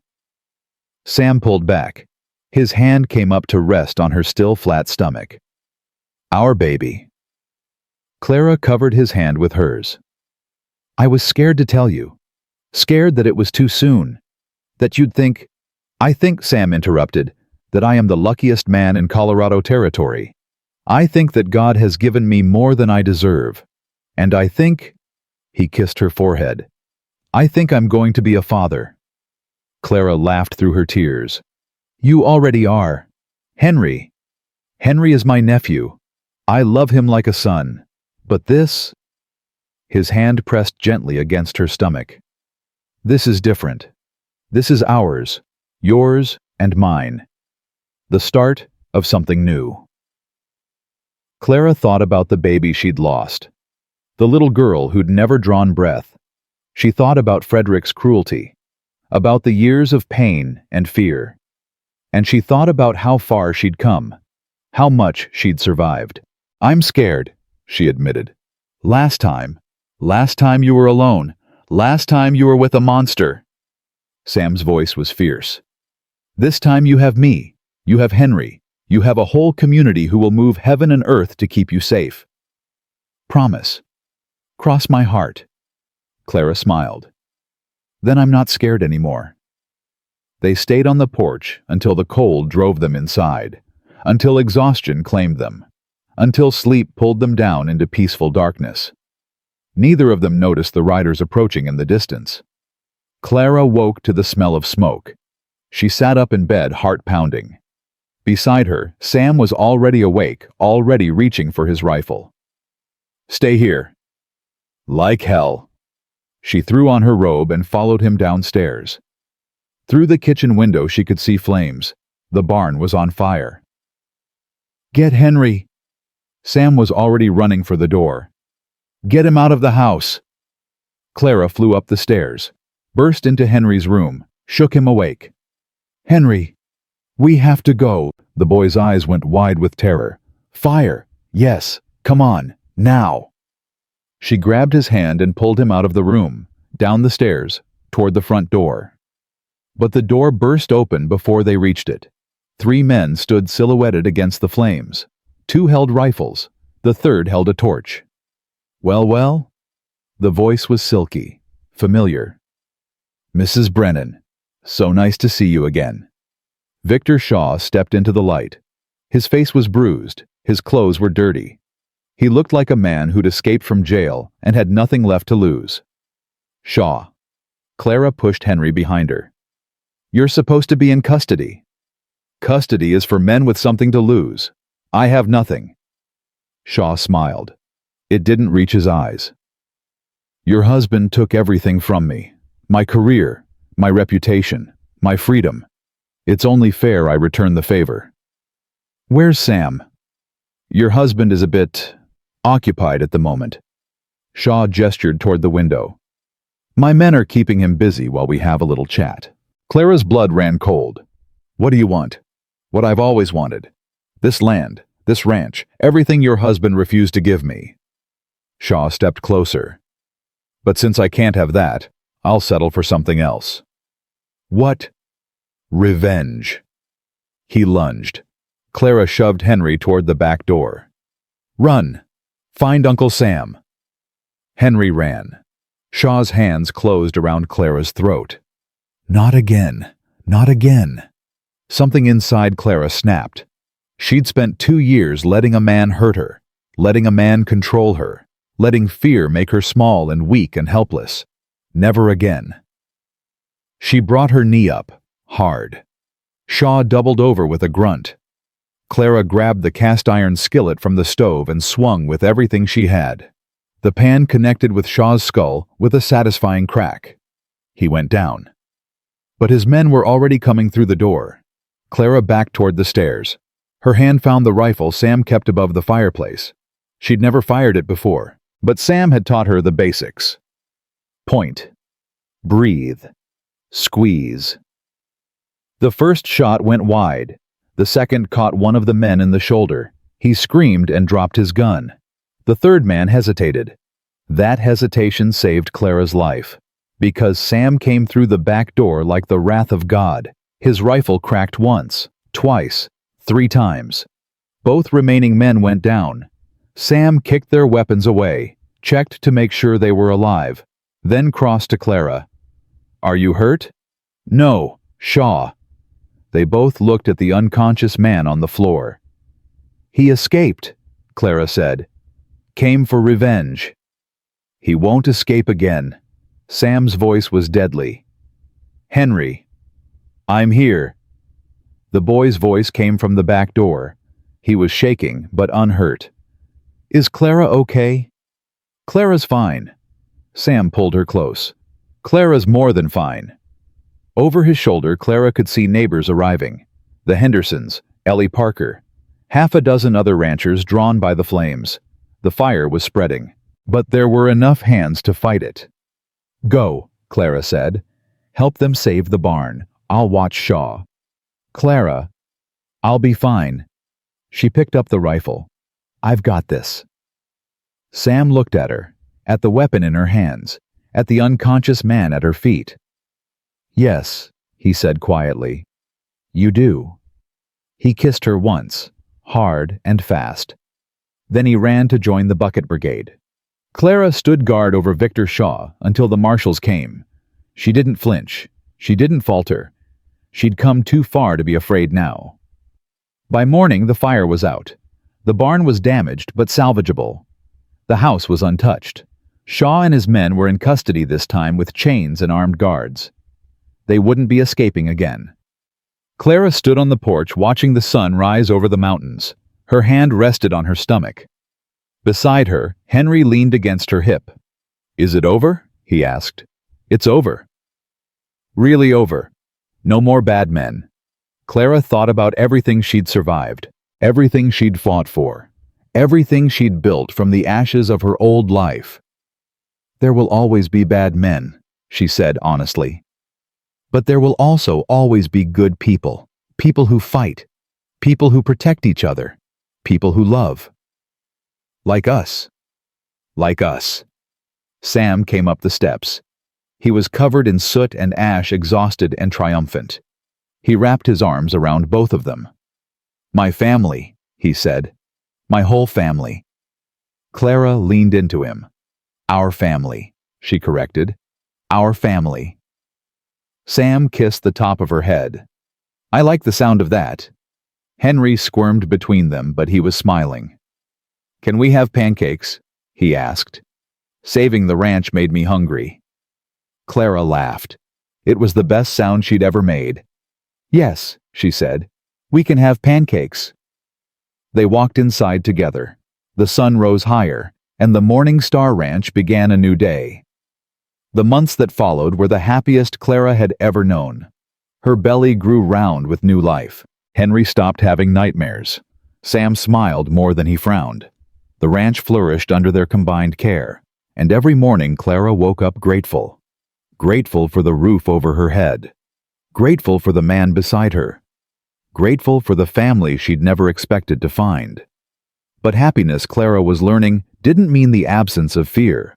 It meant loving something so much that losing it terrified you. The baby kicked for the first time on a Tuesday afternoon. Clara was hanging laundry when she felt it. A flutter, like butterfly wings against the inside of her belly. She dropped the sheet she was holding. Sam! He came running from the barn, his face white with panic. What's wrong? Is it the baby? Is it? Clara grabbed his hand, pressed it to her stomach. Wait, she said. Just wait. They stood there for a long moment, Sam's hand warm against her belly, his eyes searching her face. Then the baby kicked again. Sam's whole body went rigid. Was that? That was your child saying hello. Sam's face crumpled. He dropped to his knees and pressed his forehead against Clara's stomach. Hello, he whispered. Hello, little one. I'm your father. I'm going to teach you how to ride and rope and... His voice broke. I'm going to love you so much. You and your mama and your brother. I'm going to love you all so much. Clara's hands came up to cradle his head. She couldn't speak past the lump in her throat. So she just held him and let the tears fall. Henry took to the idea of a new sibling with fierce determination. I'm going to teach the baby everything, he announced at dinner one night. How to draw, how to read, how to climb the big oak tree without falling. That's very generous of you, Clara said. That's what big brothers do. Henry's face was serious. Papa told me. He said big brothers protect, big brothers teach, big brothers love. Sam's eyes met Clara's across the table. That's right, he said quietly. That's exactly right. What if the baby doesn't like me? The baby will love you. Clara reached over and squeezed Henry's hand. How could anyone not love you? Henry's cheeks went pink. You have to say that. You're my mother. The word hung in the air. Clara's heart stopped. It was the first time Henry had called her that. Say that again, she whispered. Henry looked confused. Say what? What you called me. Realization dawned on his face. Mother. Clara pulled him into her arms. Yes, she said fiercely. Yes, I'm your mother, and you're my son, and nothing is ever going to change that. Henry hugged her back. I know, he said simply. I've always known. Over his head, Clara saw Sam wiping his eyes. She smiled at him through her own tears, and their little family grew even stronger. Winter came hard that year. The snow piled higher than Clara had ever seen. The cold bit deep. The winds howled like hungry wolves. But inside the house there was warmth. Clara was 8 months pregnant now. Too big to do much work. Too tired to do anything but rest and wait. Sam took over most of her chores without complaint. Henry helped where he could. The neighbors stopped by with food and supplies. They were not alone. That was the miracle Clara kept coming back to. After years of isolation and fear, she was surrounded by people who cared. "You're thinking too hard." Sam's voice came from the doorway. Clara looked up from her rocking chair. "How do you know?" "You get that crinkle between your eyebrows." He crossed the room and knelt beside her. "What's worrying you?" "Nothing. Everything." Clara's hand rested on her belly. "What if something goes wrong? What if the baby comes early? What if everything goes right? That's not how my life works." "That's how your life used to work." Sam took her hands. "Things are different now. You're different now." "I'm still scared." "Good. That means you care." Sam kissed her knuckles. "But you're not alone in the fear. I'm scared too, every day, every minute." "You don't act scared." "Because acting scared doesn't help." Sam's eyes were steady. "What helps is doing what needs to be done.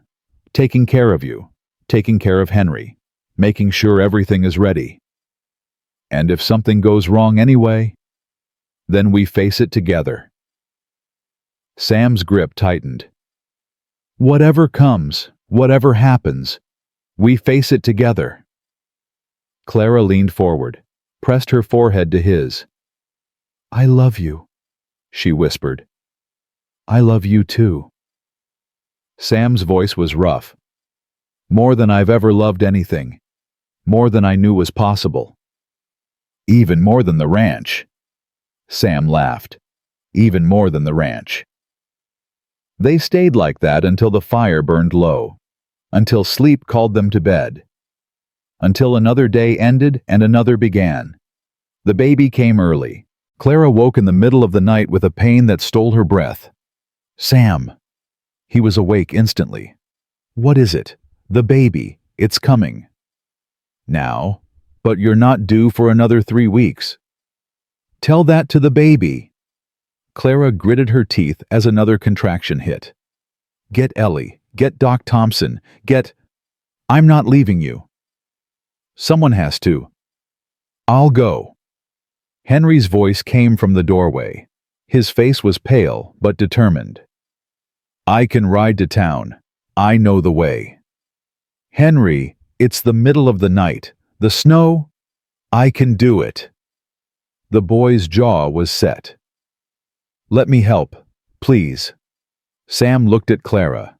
She nodded. "Go," Sam said. "Fast as you can. And be careful." Henry was gone before the words finished leaving Sam's mouth. The next hours were a blur of pain and fear. Clara had never felt anything like it. Wave after wave of agony, each one worse than the last. She screamed until her voice gave out. She cried until she had no tears left. Through it all, Sam held her hand. "I've got you," he kept saying. "I've got you. You're doing so good. You're so strong." "I can't." "You can. You've survived worse than this. You've survived Frederick. You've survived Shaw. You can survive anything." "What if the baby—" "The baby is fine. The baby is going to be perfect." "You don't know that." "I believe it." Sam's eyes were fierce. "I believe in you. I believe in us. I believe that God didn't bring us this far to let us fall now." Clara wanted to argue, wanted to say that God had let her fall plenty of times before. But another contraction hit, and all she could do was scream. Ellie arrived just before dawn. She took one look at Clara and started barking orders. "Boil water. Get clean cloths. Sam, I need you to hold her up. She's too far along to lie flat." "Is she going to be okay?" "She's going to be fine." Ellie's voice was calm but firm. "She's strong. Stronger than she knows." "The baby." "The baby's coming fast." "That's good. Less time for things to go wrong." Ellie positioned herself between Clara's legs. "All right, Clara. On the next contraction I need you to push." "I can't." You can. Push. Clara pushed, and pushed, and pushed, until her body was nothing but pain and pressure and desperate animal need. I see the head. Ellie's voice was triumphant. One more push, Clara. One more. Clara screamed, and then another voice joined hers. Thin, reedy, impossibly beautiful. The cry of a newborn baby. It's a girl, Ellie breathed. Sam, Clara, you have a daughter. Sam was crying. Clara was crying. Even Ellie was crying. But the baby, was perfect. 10 fingers, 10 toes, a shock of dark hair, and eyes that blinked open and looked at Clara like she was the whole world. Hello, Clara whispered. Hello, beautiful girl. The baby squirmed, made a sound that might have been a complaint. Then she latched onto Clara's breast and began to nurse, and Clara understood finally what it meant to be complete. They named her Hope. Hope Margaret Brennan. Hope because that's what she represented. The belief that good things could come from bad, that broken people could build beautiful lives. Margaret for Sam's first wife, the woman who'd loved him before Clara, the woman whose memory deserved honor. She would have liked you, Sam said, watching Clara nurse their daughter. Margaret, she would have liked you a lot. You think so? I know so. She always said I needed someone stubborn enough to stand up to me. Sam's smile was soft. She was right. Clara looked down at the baby in her arms, at the daughter she'd never expected to have. I wish I could have met her. In a way you did. Sam touched Hope's tiny hand. She's part of our family now, part of our story. Everything that came before Margaret Frederick, all of it led us here. To this moment. To this family. Sam's eyes met hers. I wouldn't change any of it.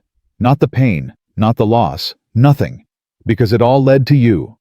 Clara's throat was tight. That's the most romantic thing you've ever said. Don't get used to it. But Sam was smiling. I'm still a grumpy old rancher. You're my grumpy old rancher. That I am. Sam leaned down and kissed her. That I am. Henry fell in love with his sister instantly. He held her like she was made of glass, talked to her in soft voices, drew picture after picture of their family, mother, father, big brother, baby sister. She smiled at me, he announced one morning. That was probably gas, Clara said gently. No, it was a real smile. She knows I'm her brother. Henry's face was fierce with certainty. She knows I'm going to protect her forever. Clara's heart ached with love. You're a good brother, Henry. I'm going to be the best brother. He looked at Hope asleep in her cradle. Nobody's ever going to hurt her. Not ever. I won't let them. Clara thought about everything Henry had lost. His parents, his security, his voice for a while. And now, here he was promising to protect someone smaller than himself. That was healing. Real healing. The kind that didn't erase the past, but built something new from its ashes. Come here, Clara said. Henry climbed onto the bed beside her. She wrapped her arm around him, pulled him close. I'm proud of you, she said. Do you know that I'm so proud of the person you're becoming? Henry's eyes filled with tears. Really? Really? Clara kissed the top of his head. You're brave and kind and strong. Your parents would be so proud. I miss them. I know you do, and that's okay. Missing people you love is part of loving them. But I love you too. Henry's voice was small. Is that okay, loving you and still missing them? That's more than okay. Clara held him tighter. Your heart is big enough for all of it. All the love. All the missing. All the new and old mixed together. Henry sniffled.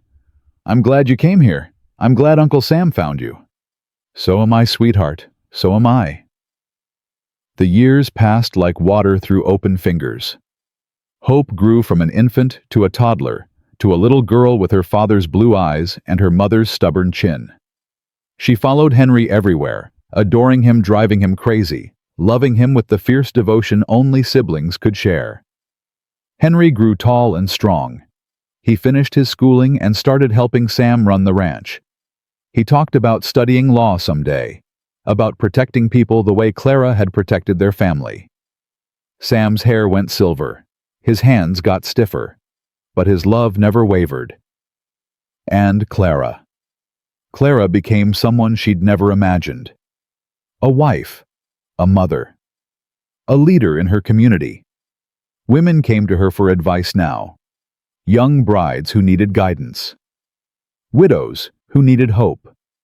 Scared girls who reminded Clara too much of herself. She helped them all, because she remembered what it felt like to have no one. And she swore no woman in Bitter Creek would ever feel that alone again. On their 10th wedding anniversary, Sam took Clara to the hill overlooking their ranch. The same hill where they'd stood 1,000 times before. Watching their land. Watching their life. "Look at it," Sam said. "Just look." Clara looked. The ranch had grown. More buildings now. More cattle. More hands to work the land. Henry was visible in the distance, teaching Hope how to ride a pony. Her delighted squeals carried on the wind. "We built this," Clara said. "You built this." Sam's arm tightened around her waist. "I was just surviving before you came. Going through the motions, waiting to die." "Sam!" "It's true. I was dead inside. Margaret's death killed something in me, and I didn't know how to bring it back." He turned her to face him. "Then you fell off that train platform and into my life." "I didn't fall off. I stepped off." "Semantics." Sam's eyes crinkled with humor. "The point is you showed up, broken and scared and brave as hell, and you made me want to live again." Clara's eyes stung. "You did the same for me. Then we're even." "We'll never be even." Clara touched his face. "You gave me everything, Sam. A home, a family, a reason to keep fighting. You gave me the same." Sam's voice was rough. "And a daughter, and a son, and more happiness than I ever thought I'd have.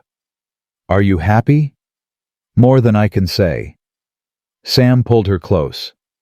"Every day I wake up next to you. Every day I hear our children laughing. Every day I walk this land we saved together, I'm happy." "Me too." They stood there as the sun set, as the sky turned gold and pink and purple. Two people who'd found each other in the wreckage of their lives. Two people who'd built something beautiful from broken pieces. "Clara," Sam's voice was quiet, "I need to tell you something." "What?" "I had a dream last night. About the future. About what happens after we're gone." Clara's heart clenched. "Don't talk like that." "I'm not being morbid, just realistic." Sam's eyes were distant. "I dreamed that Henry ran this ranch after us. That Hope married a good man and had children of her own. That our grandchildren played in the yard and knew our names even though they'd never met us." "That's a nice dream." "It was more than nice. It was—" Sam searched for the word. "It was proof. Proof that what we built matters. That it lasts." Clara thought about the woman she'd been. Starving on a train platform. Hopeless. Alone. And she thought about the woman she'd become.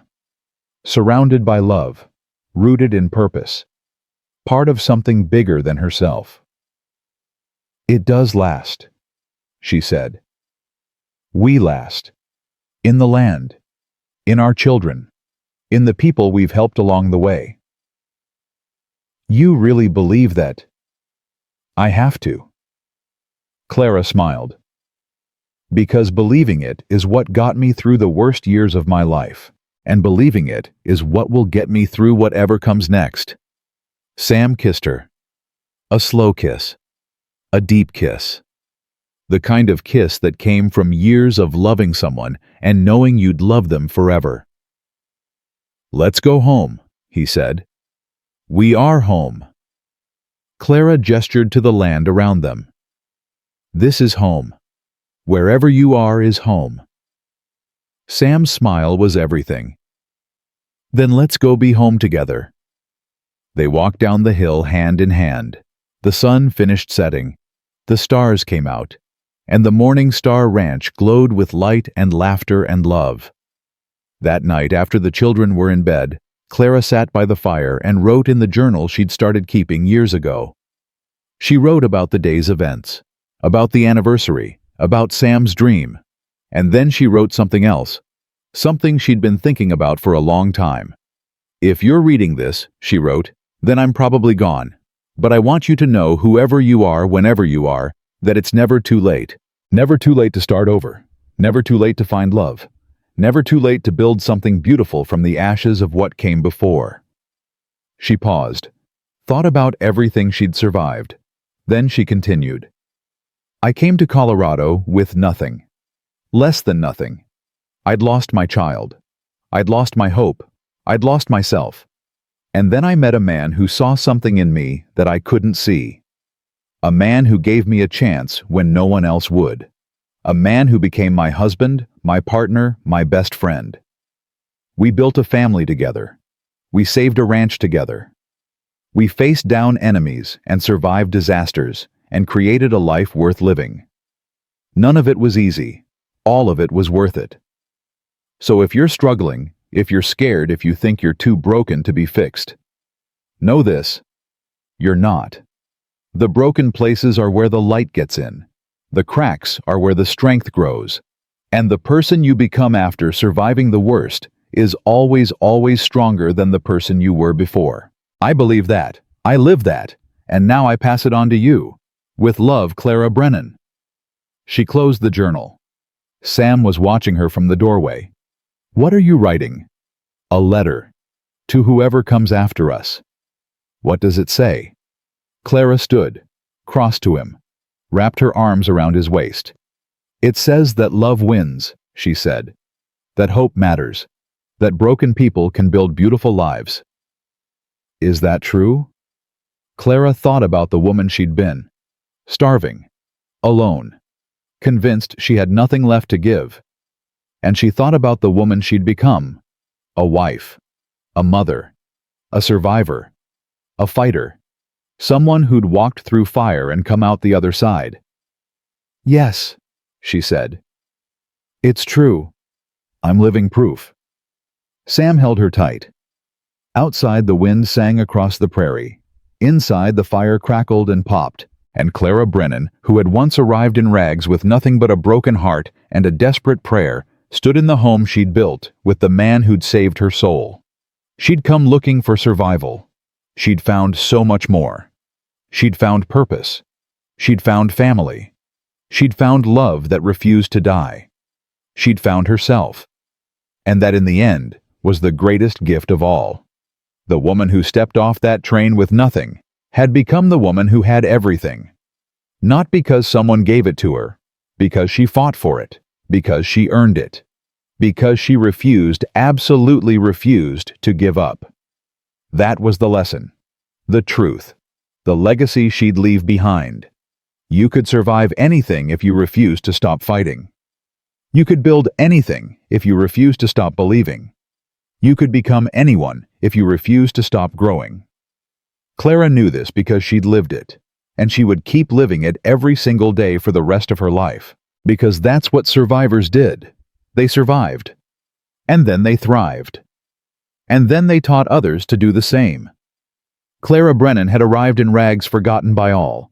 She would leave as a legend, a wife, a mother, a fighter, a queen. And the love she'd built would echo through generations, proving what she'd always believed. That even the most broken things could become beautiful if only someone had the courage to put them back together. She'd had that courage, and it had made all the difference.